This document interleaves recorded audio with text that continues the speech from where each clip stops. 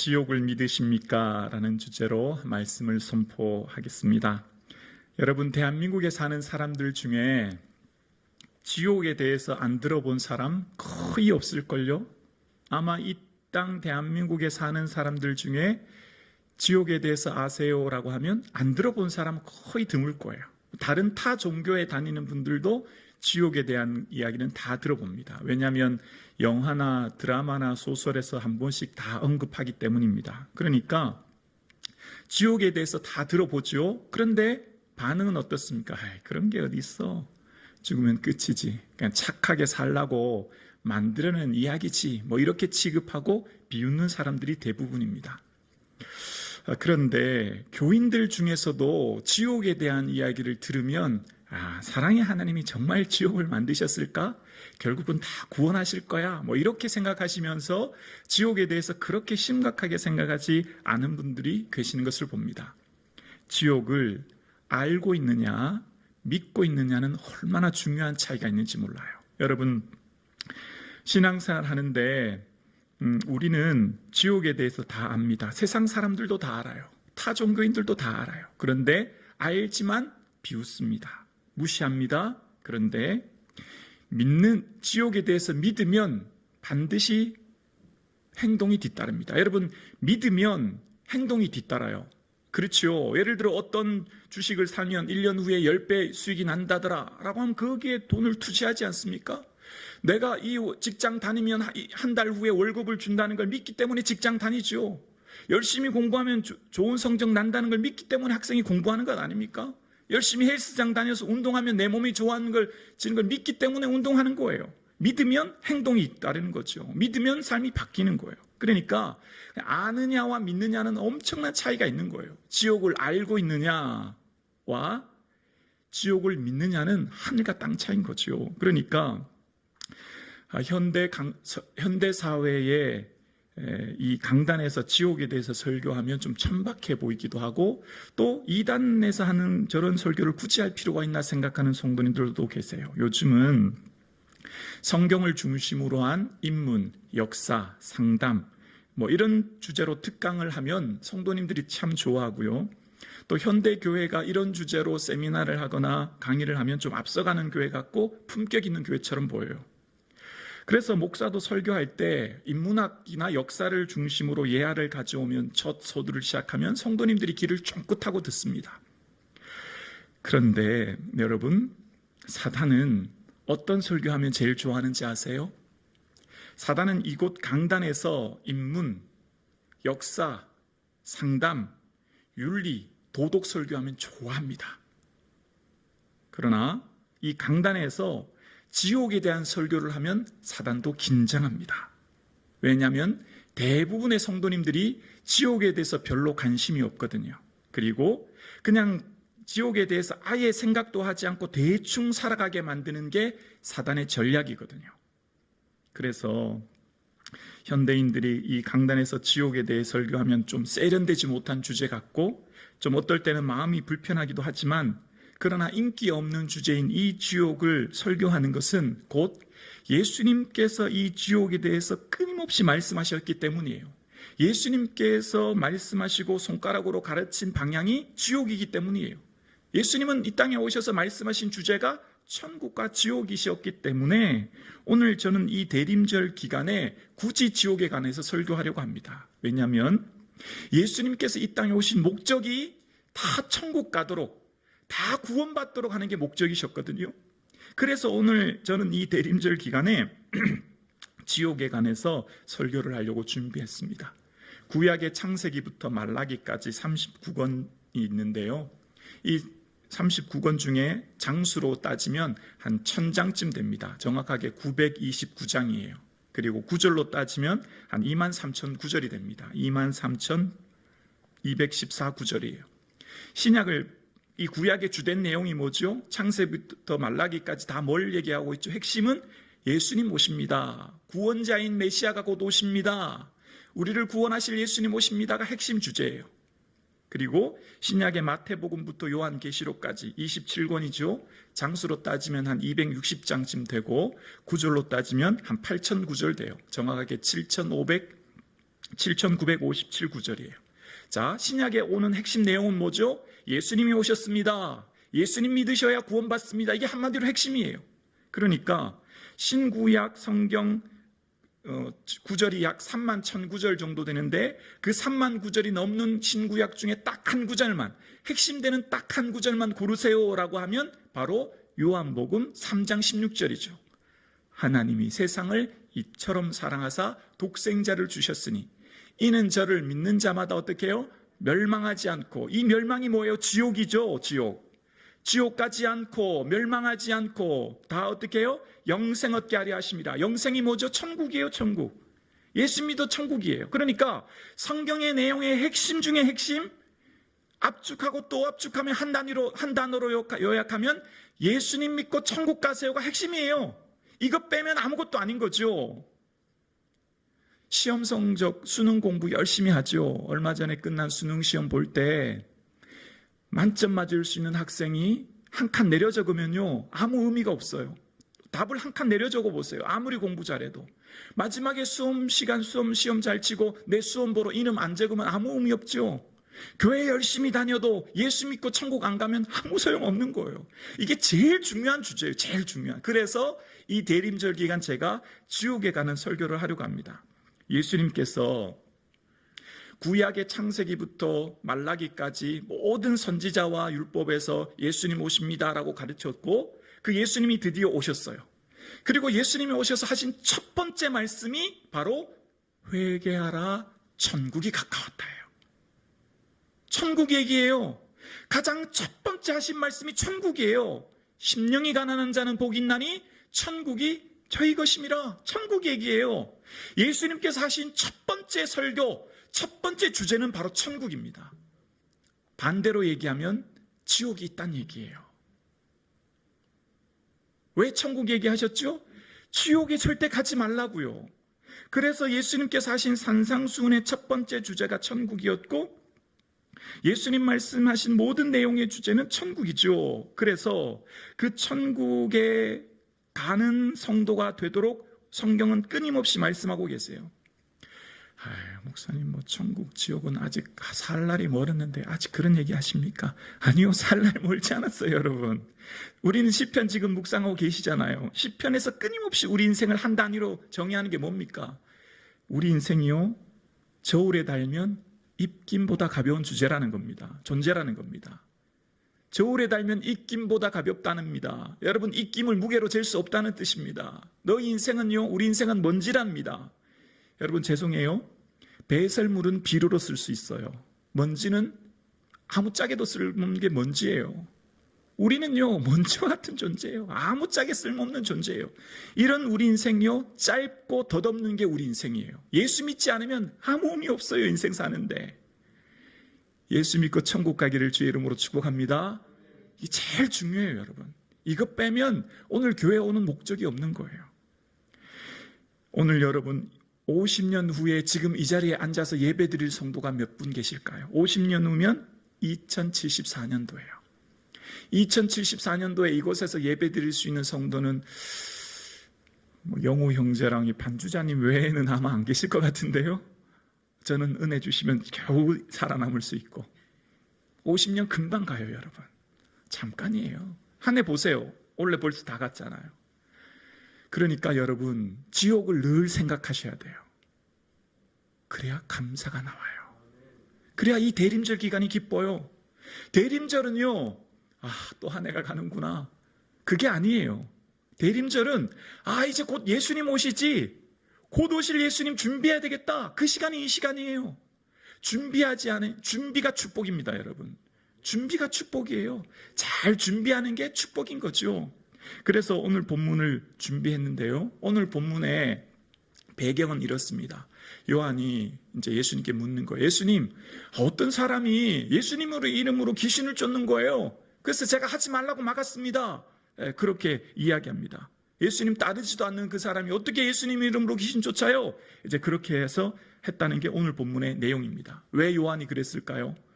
우리는 제자고, 우리는 특권을 받았는데 우리만 그 이름 사용해야지, 아무나 그 이름 사용하면 되나? 라고 해서 생각했기 때문이에요. 왜냐하면 자기들은 배와 그물을 버려두고 대가를 지불하고 예수님 따르는데, 우리는 예수님께 부름받은 12명의 제자인데 어떤 사람이 아무나 예수님 이름으로 귀신을 쫓으니까 그 특권을 함부로 사용하지 못하도록 막았다는 거죠.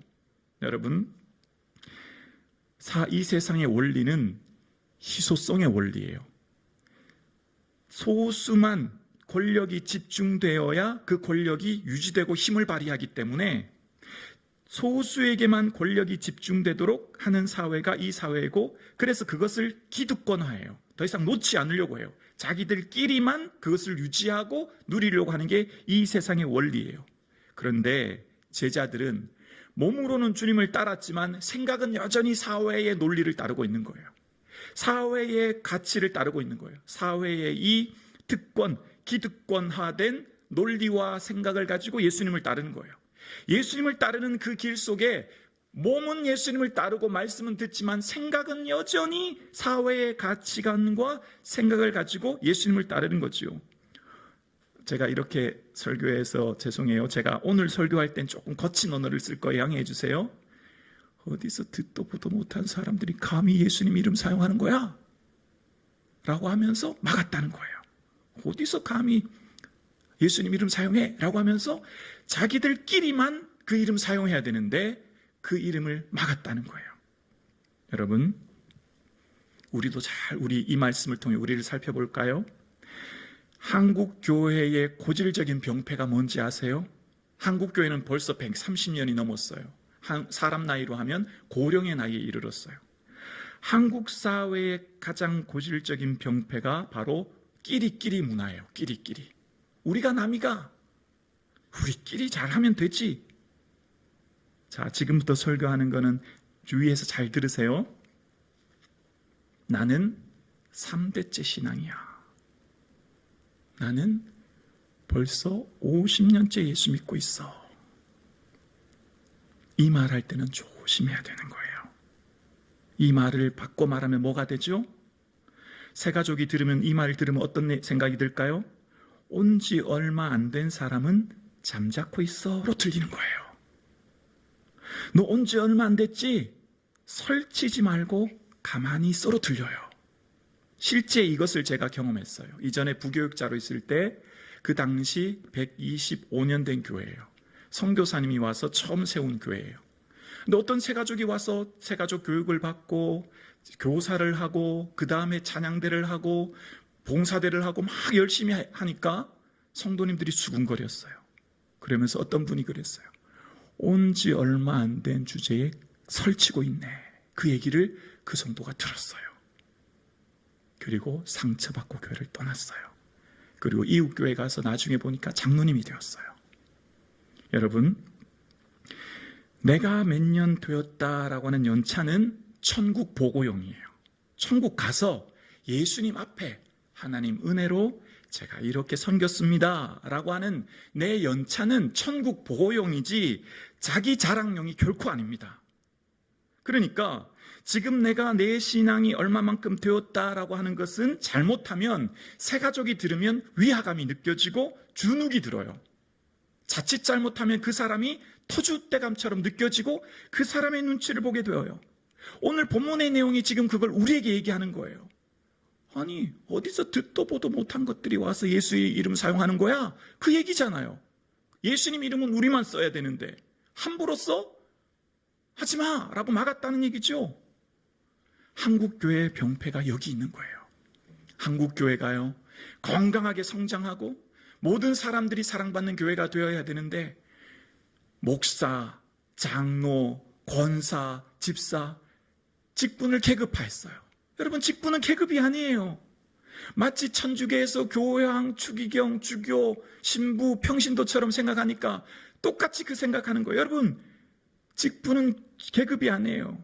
그래서 이런 말을 하죠. 지나게나 다 권사야. 지나게나 다 안수입사야. 이런 말 하는 사람은 무슨 얘기예요? 나는 애쓰고 노력해서 권사 됐고 장로 됐고 안수입사 됐는데 저것들은 이제 얼마 되지도 않은 것들이 얼마 노력하지도 않고 권사 안수입사 되네? 타인을 평가절하하는 거예요. 자기 직분은 대단한데 고생해서 얻었는데 다른 사람들은 뭐 대단하지 않다고 평가절하하는 거예요. 하나님 보실 때 도토리 기적이에요. 은혜로 직분 받은 것이지 어떻게 자기 힘으로 직분 주셨어요? 모든 직분은 다 은혜예요. 결코 계급이나 서열이 아니에요. 여러분, 한국 사회 구조는요 다 서열화되어 있어요. 그런데 오늘 본문 여러분 나중에 돌아가셔서 앞달락 보세요. 제자들이 길에서요 누가 크니까 예수님께 물어요. 서열화예요. 12명 중에 누가 1등, 누가 2등, 누가 3등이냐 예수님께 물어요. 이 사회의 근간은요 서열화입니다. 서열화. 모든 사람들 다 서열화시켜요. 직장, 대학, 연봉 다 서열화예요. 1등, 2등, 3등. 심지어 무슨 올림픽 경기도 그렇지 않습니까? 하나님 나라는 서열화가 아닙니다, 여러분. 제자들은요, 몸은 예수님 따르지만 의식 구조는 사회 구조를 그대로 답습하는 거예요. 서열화, 기득권, 희소성의 논리. 그러면서 예수님 따른다고 오늘 본문에 나타난 모습을 보게 되어지는 겁니다. 그랬더니 예수님께서는 완전 차원 다른 얘기를 하시는 거예요.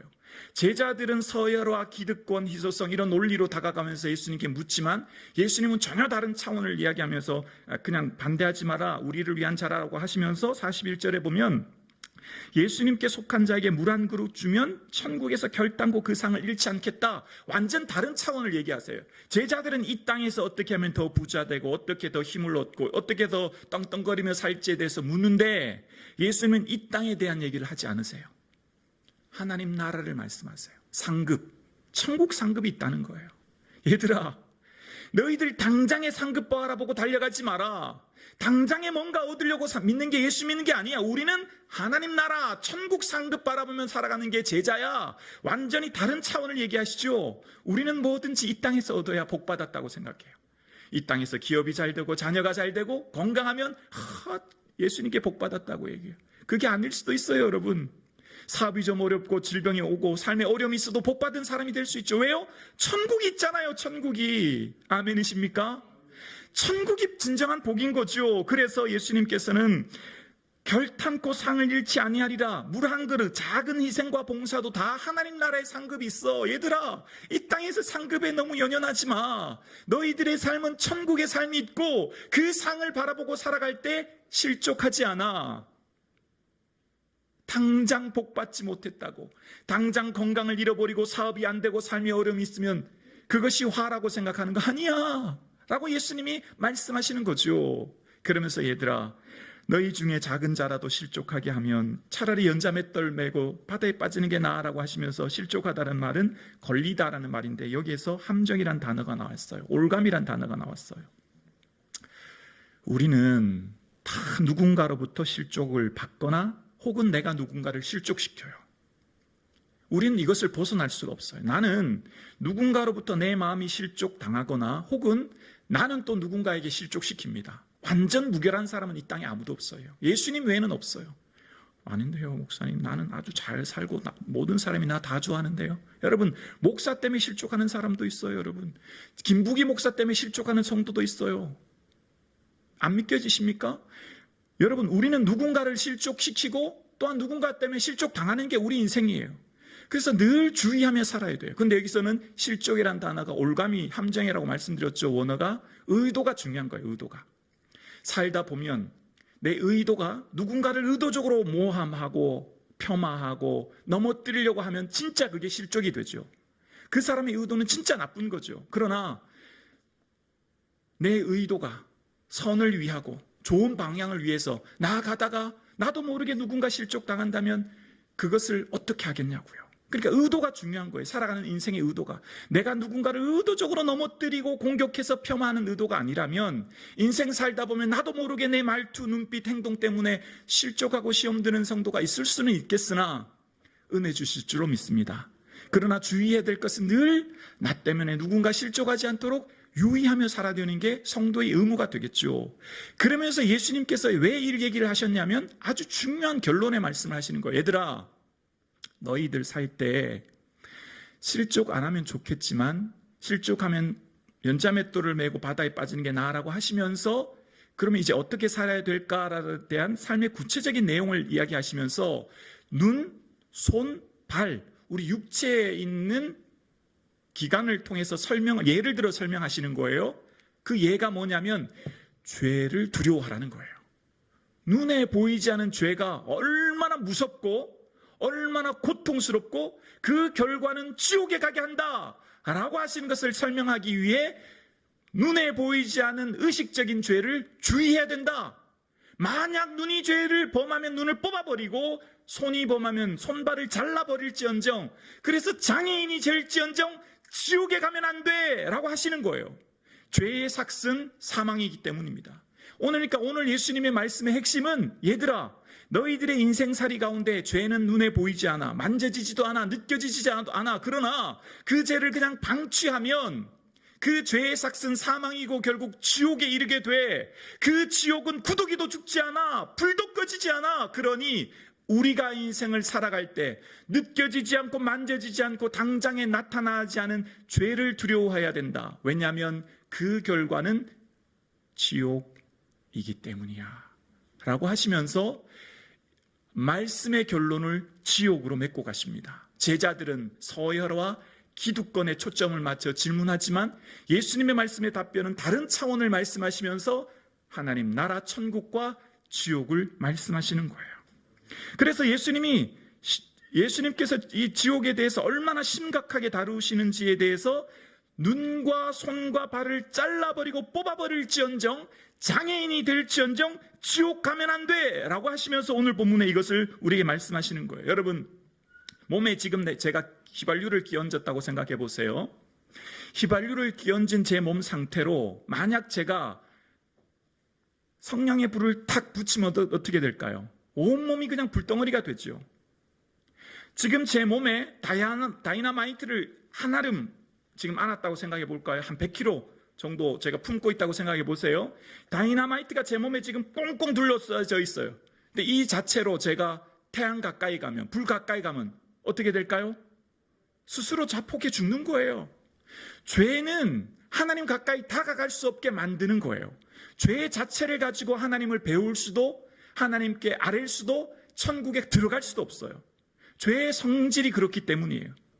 휘발유를 끼얹고 불 가까이 갈 수 없는 것처럼 죄를 가지고는 하나님 나라에 갈 수가 없기 때문에 죄에 대해서 말씀하신 하나님께서 그 죄를 두려워하며 그 죄를 경계해야 되라고 말씀하시면서 그 죄가 있으면 지옥 간다는 겁니다.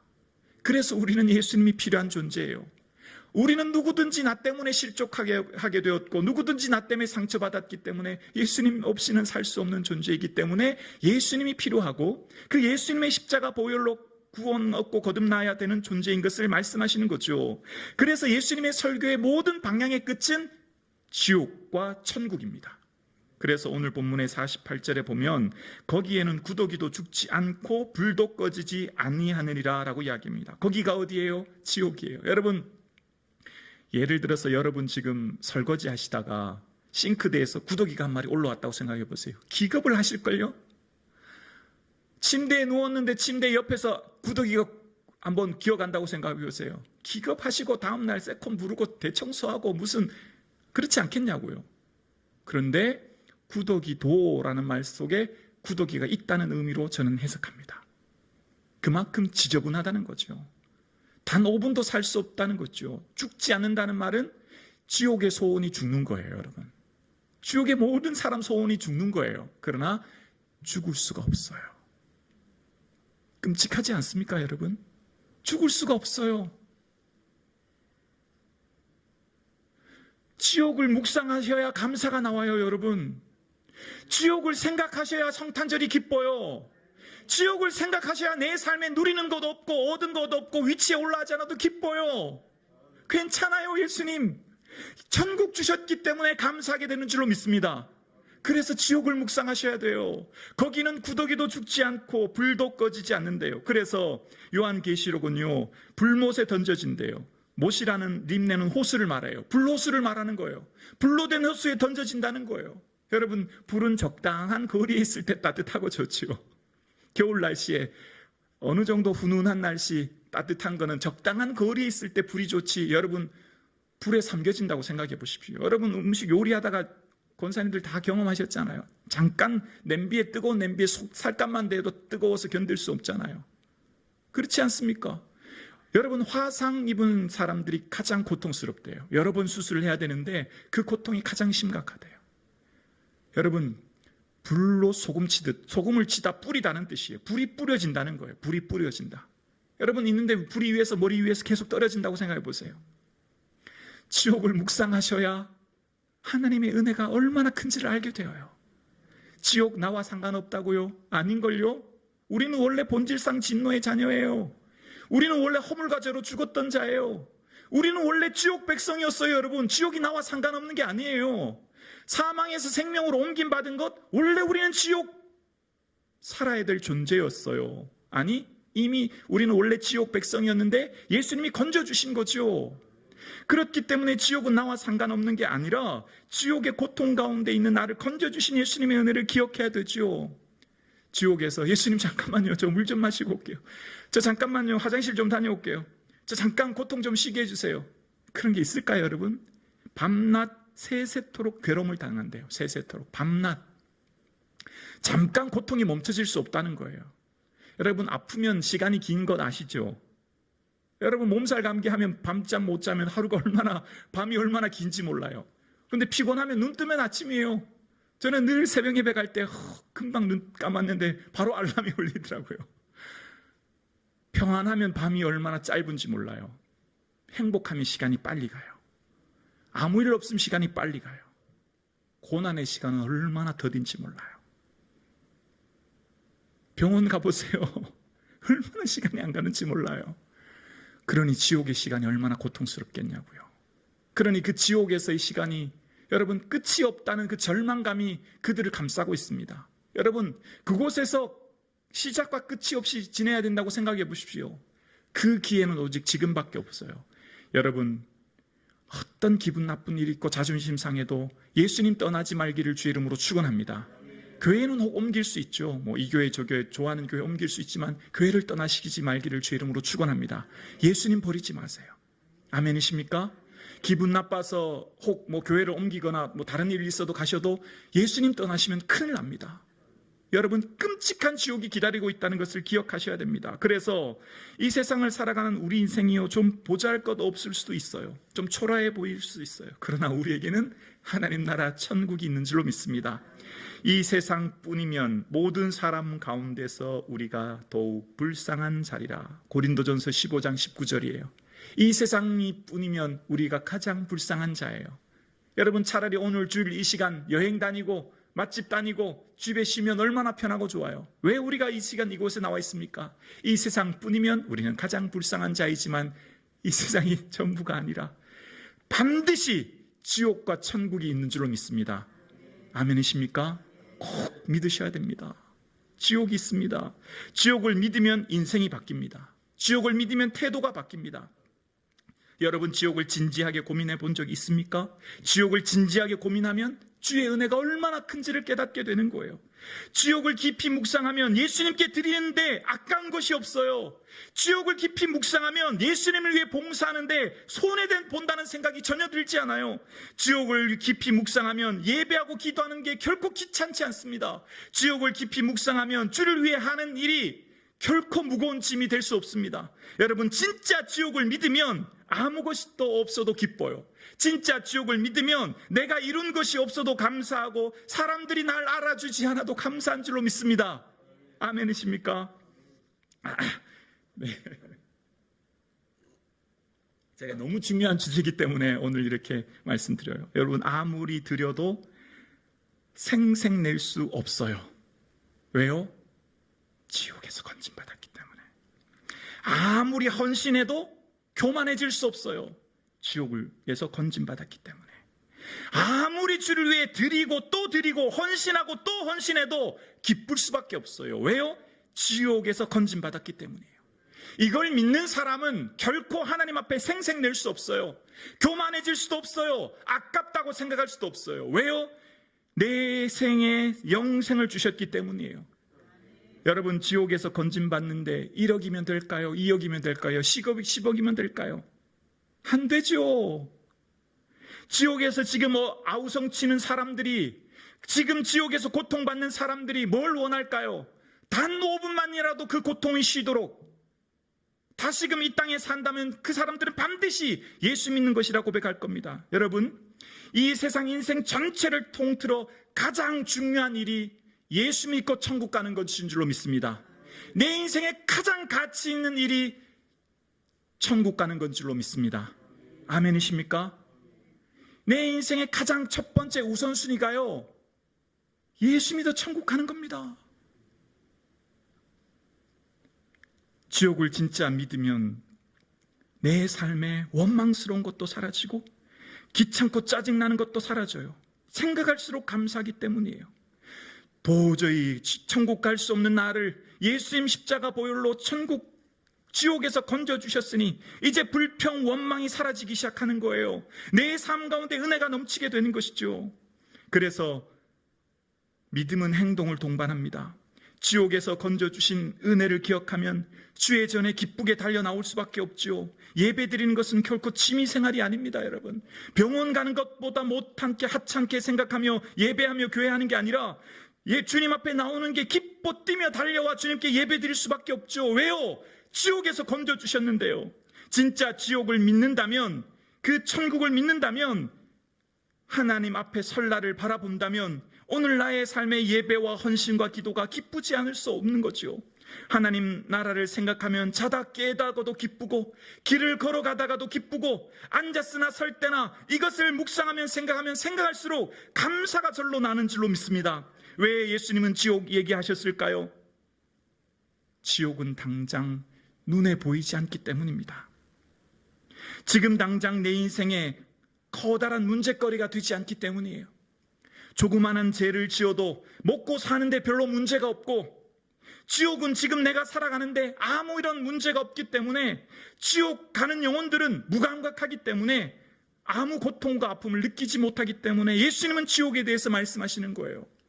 그래서 예수님은 매 순간마다 마치 몸속에 있는 암덩어리가 자라는데 그 사람은 모르며 살아가는 것처럼, 몸속에 있는 암덩어리가 자신을 죽게 만드는 것도 모르면서 살아가는 인생살이처럼, 지옥을 향해 달려가는 사람들이 지옥의 고통이 얼마나 크다고 하는 것을 모르기 때문에, 볼 수 없고 만져질 수 없기 때문에 예수님은 끊임없이 지옥에 대해서 말씀하시는 거예요. 믿지 않으면 곧 다가올 현실인 지옥을 맞이하게 될 것입니다. 무슨 일이 있어도 지옥만은 가시면 안 됩니다. 이 세상에서 가장 중요한 일이 뭘까요? 예수 믿고 천국 가는 거예요. 이 세상에서 가장 큰 일은 예수 믿고 천국 가는 거예요. 이 세상에서 가장 고귀한 일은 예수 믿고 천국 가는 것인 줄 믿습니다. 설령 장애인이 될지라도 지옥만은 가지 마라. 이것이 예수님의 메시지입니다. 차라리 장애인이 될지언정 그래서 천국 가는 것이 더 낫다고 오늘 예수님은 거듭거듭 말씀하시는 거예요. 믿음은 보입니다, 여러분. 우리의 신앙생활은 추상화하면 안 돼요. 우리가 신앙생활 할 때 모든 용어들은 대부분 보이지 않은 용어들이 많아요. 믿음이라는 것 대표적으로 보이지 않습니다. 그러나 반드시 믿는 사람은 보여지게 되어 있어요. 예수님을 향해 달려오는 중풍병자에게 그들의 믿음을 보시고라고 마태복음 9장 2절에 말씀하십니다. 믿음은 보입니다. 왜 보일까요? 내 안에 있는 믿음은 반드시 행동으로 드러나게 되어 있어요. 믿는 대로 살기 때문입니다. 여러분, 아무리 피곤해도 왜 회사 출근하죠? 월급을 주는 것을 믿기 때문이에요. 왜 아무리 피곤해도 공부해요? 좋은 대학 가는 것을 믿기 때문이에요. 믿으면 반드시 행동이 동반되게 되어 있어요. 왜 기도하지 않죠? 응답이 있다는 것을 믿지 않기 때문이에요. 왜 예물 드리는 게 아깝죠? 하나님 나라의 보화가 쌓이는 것을 믿지 않기 때문이에요. 왜 봉사하는 게 지치죠? 지옥에서 건진받은 것에 감사가 식어지기 때문이에요. 오늘 예배 드리시는 사람 여러분, 믿음은 반드시 보여집니다. 드러납니다. 행동으로 나타나게 되어 있어요. 진짜 여러분이 지옥을 믿는다면 그 은혜에 감사하게 되어지고 삶으로 드러나게 되어 있습니다. 그 은혜에 감사하여 하나님 앞에 내 삶을 드리게 되는 거예요. 우리의 삶 가운데의 삶은 조건이 아니라 열매입니다. 내가 열심히 노력해서 그 공로로 천국 가는 게 아니라 천국 갔기 때문에 그 은혜가 감사해서 그 열매로 내 삶으로 드러나는 게 삶의 열매인 믿음인 거예요. 여러분, 1년에 매주 한 번씩 설교 들으면 52편의 설교를 들어요. 왜냐하면 1년 52주기 때문이에요. 주일 찬양 예배까지 하면 1년에 104편의 설교를 들어요. 뭐 예를 들어서 새벽 예배, 무슨 수요 예배 다 합친다면 1년에 한 400편 정도 설교를 듣습니다. 그 10년이면 몇 편이에요? 4,000편. 20년이면 8,000편 이런 식으로 늘어나요. 수천 편의 설교를 듣습니다. 저도 마찬가지예요. 늘 설교를 하죠. 그런데 설교하는 자나 설교 듣는 자나 매 순간 한 가지씩 결단한다면 어떤 일이 일어날까요? 내가 이번 설교에서는 내 삶에 이것을 고쳐야 되겠다. 저 역시 삶이 바뀌지 않을까요? 거룩한 성화의 삶이 저절로 드러나지 않을까요? 문제는 뭐가 문제일까요? 설교하는 저나 설교 듣는 여러분이나 매번 설교는 듣지만 그 듣고 난 후에 삶의 변화가 없기 때문에 우리의 삶 가운데 우리의 삶이 예수님이 보여지는 진정한 삶의 모습이 드러나지 않은 것 아닐까요? 한 편의 설교를 들었을 때 내 습관 한 가지를 고치기 시작한다면 그 사람은 성자가 될 것입니다. 저 마찬가지죠. 그래서 오늘 예배 드리시는 사랑하는 성도님, 믿음은 보여지는 겁니다. 지옥에 대해서 믿는다면 내 삶에 구체적으로 삶의 변화가 일어날 것입니다. 그리고 나의 삶 가운데 시간이 거듭될수록 연차가 늘어날수록 나의 삶은 주님의 존귀한 기뻐하는 자가 될 줄로 믿습니다. 오늘 함께 예배 드리시는 사랑하는 성도님, 예수 믿어 천국 가는 저와 여러분 되실 수 있기를 주의 이름으로 축원합니다. 역사의 천국이